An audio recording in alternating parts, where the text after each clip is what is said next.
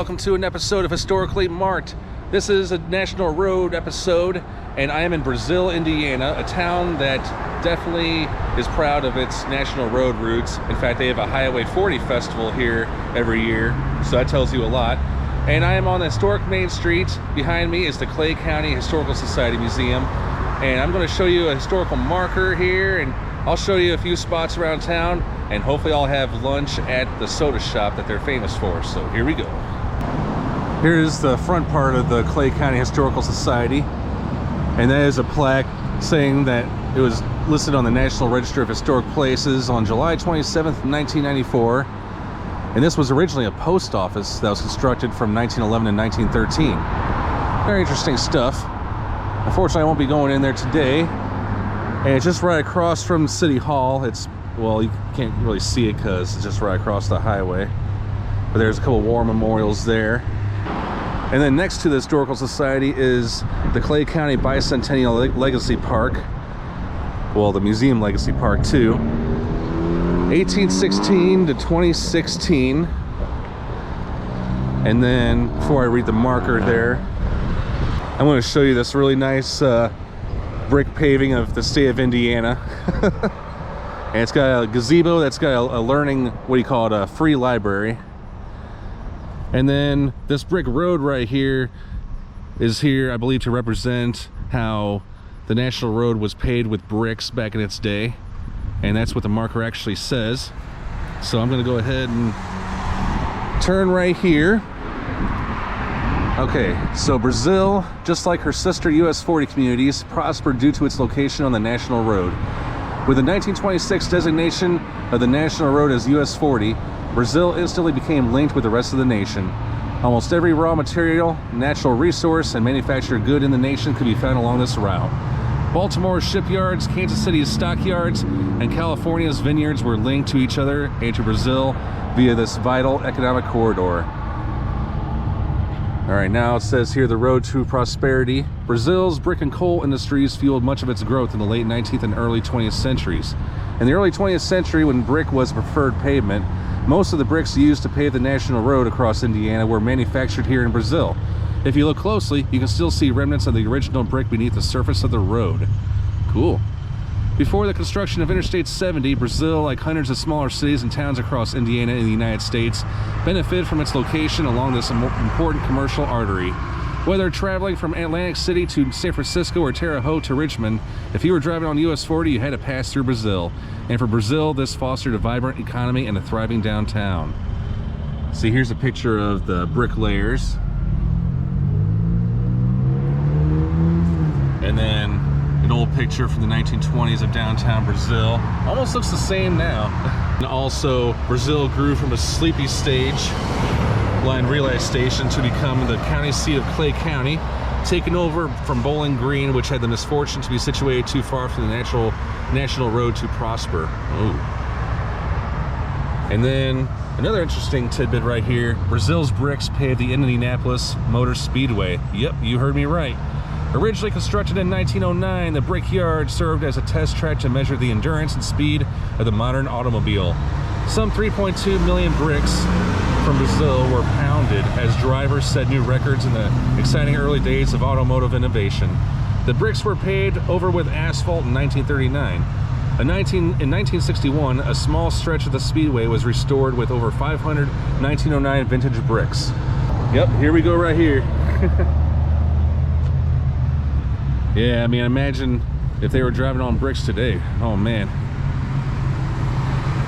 And then on the back, now if you saw my Terre Haute episode, it's pretty much the same stuff. It talks about how the National Road had a great effect on gateway to the west and providing opportunities, and how it was bypassed by the interstate.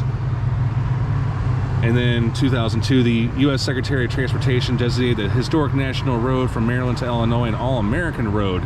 And to this day, Indiana is actively working to preserve its segment of the road, structures, and landscapes along this historic corridor. So, here is the map. Okay, I was in Terre Haute. I'm in Brazil right now. On my way to these towns today, staying all night in Indianapolis.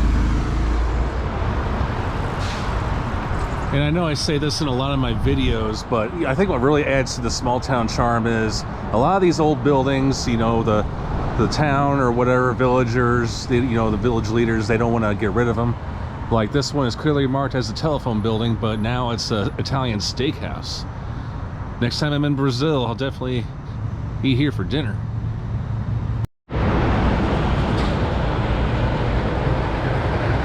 Here's an old building for you. McCurdy's Decorating Center, selling MAB paints.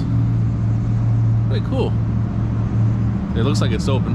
And there's a little banner up there advertising the Route 40 Fest, Brazil Main Streets.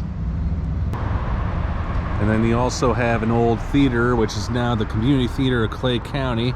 An antique shop that has seen better days, and a lounge as well.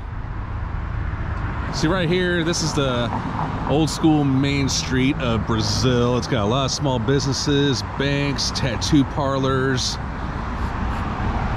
and yeah, so much to offer. And I'm actually kind of surprised there's a lot of big rig trucks driving around this town just by the Interstate 70 paralleling this. But still, it's got a small town feel. And this is the place I was telling you about, the soda fountain. It is actually Lynn's soda fountain, and that is the pharmacy next door. But this is the place where can't wait to eat lunch at. And it's open, and I'm greeted with the old school feel, the tile and everything. Let's go in.